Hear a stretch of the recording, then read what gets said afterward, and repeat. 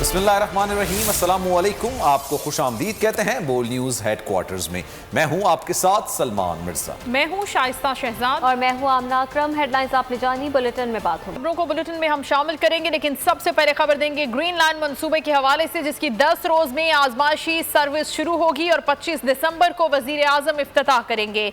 वफाकी वजीर असद उमर ने कराची वालों के साथ एक और वादा कर दिया। हैदरी में वर्कर्स कन्वेंशन से खिताब में असद उमर ने कहा कि वजीर आजम बहुत जल्द कराची आएंगे और बड़े मंसूबों का इफ्तिताह करेंगे। तहरीक इंसाफ की हुकूमत रिवायात को तोड़कर 5 साल में मरदमशुमारी कराएगी।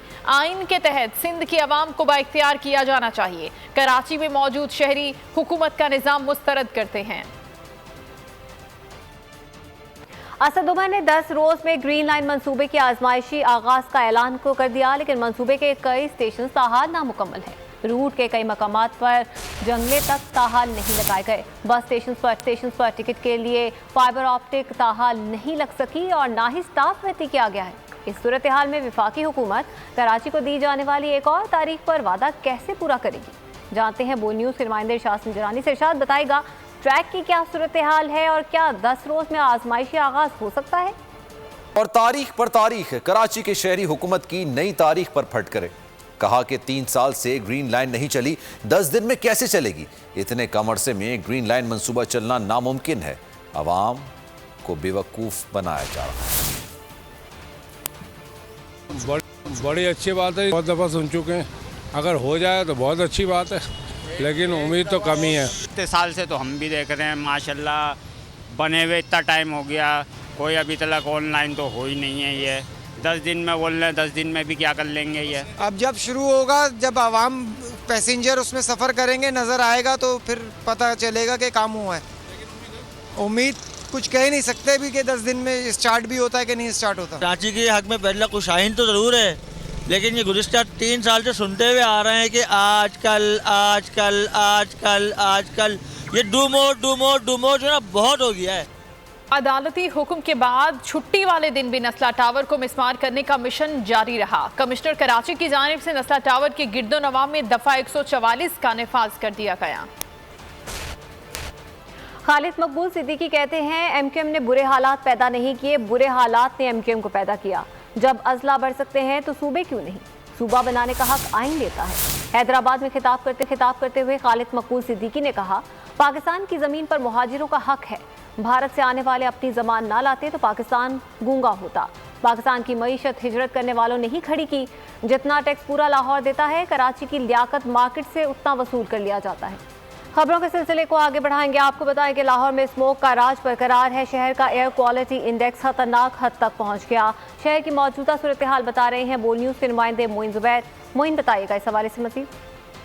जी बिल्कुल, सूबाई हुकूमत लाहौर पर स्मोक का राज बरकरार है। क्वालिटी इंडेक्स के मुताबिक इस वक्त लाहौर जो है वो दुनिया के आलूदा तरीन शहरों की फहरिस्त में पहले नंबर पर मौजूद है। लाहौर के अगर मुख्तलिफ इलाकों की बात कर लें तो इस वक्त कोट लखपत का इलाका स्मोक के बायस काफ़ी मुतासर है, जहाँ पर एयर क्वालिटी इंडेक्स 446 है, जबकि DH फेज़ 8 और इसी तरह मॉडल टाउन और अनारकली का जो इलाका है वो इस स्मोक के बायस काफ़ी ज़्यादा मुतासर है।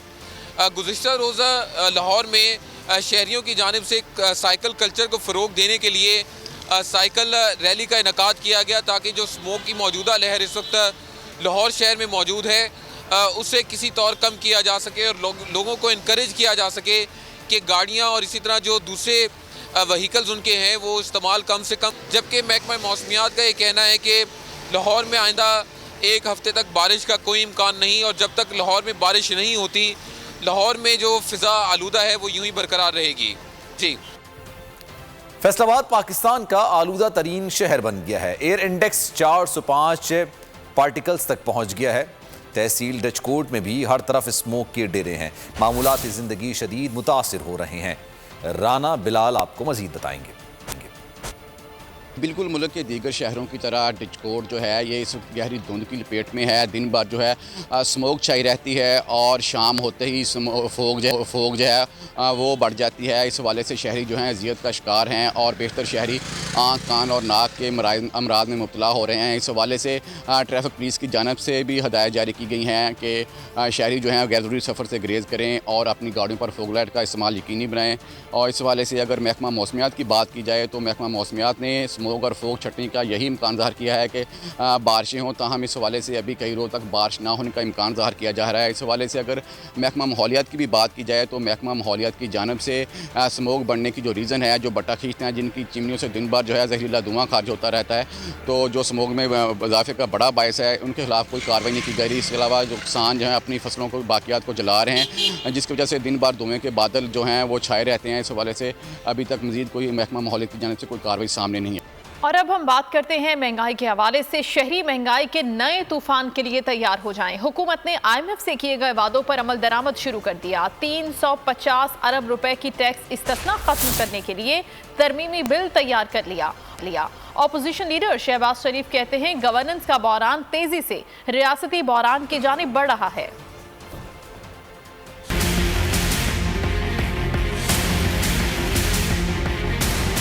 माशी बहरान लाएगा टैक्स का नया तूफान। हुकूमत ने IMF से किए गए वादों पर अमल दरामद शुरू कर दिया।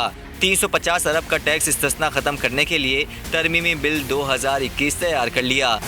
मोबाइल फोन, स्टेशनरी और पैक फूड आइटम्स पर टैक्स छूट खत्म किए जाने का इम्कान है। तरमीमी फाइनेंस बिल काबीना के अगले इजलास में पेश किया जाएगा, जिसके बाद कौमी असेंबली में मंजूरी के लिए पेश किया जाएगा। हुकूमत ने चौथे टैक्स कवानीन में तरमीमी ऑर्डिनेंस को बिल में तब्दील कर दिया। टैक्स छूट खत्म करने के लिए तरमीमी फाइनेंस बिल में शेड्यूल 6 खत्म कर दिया जाएगा। पेट्रोलियम डेवलपमेंट वसूली का हदफ 600 अरब रुपए से कम करके 356 अरब रुपए मुकर्रर किया जाएगा। अपोजिशन लीडर शहबाज शरीफ ने हुकूमत पर तनकीद करते हुए कहा कि हुकूमत की नाकाम पॉलिसियों की वजह से गवर्नेंस का बहरान शिद्दत इख्तियार कर रहा है। गवर्नेंस बहरान तेजी से रियासती बहरान की तरफ बढ़ रहा है। अवाम गुस्से में है और वजीर आजम हकीकत से दूर ख्यालों की दुनिया में रह रहे हैं। और मिनी बजट आने से पहले ही अवाम परेशान है। स्टेशनरी और पैक फूड आइटम्स पर टैक्स छूट से परेशानी में मजीद इजाफा। शहरी कहते हैं कि हुकूमत क्या कर रही है कुछ समझ नहीं आता। मिनी बजट मजीद महंगाई लेकर आएगा। हुकूमत IMF से छुटकारा हासिल करे।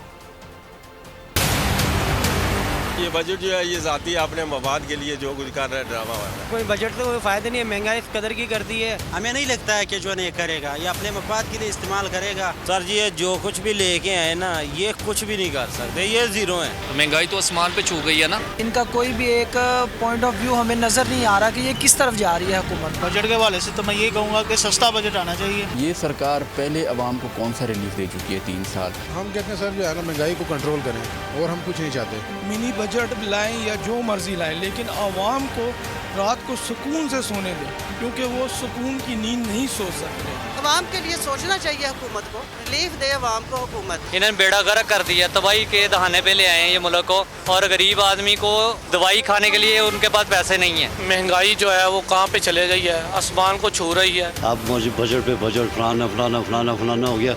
एक बजट आता था फिर उसके बाद अब मिनी बजट आना शुरू हो गया। आवाम का तो इस बंदे ने खून चूस लिया। मजीद और महंगाई की शरह इतनी है कि आम आदमी खाने के लिए उसको कुछ चीज़ नहीं मिल रही है।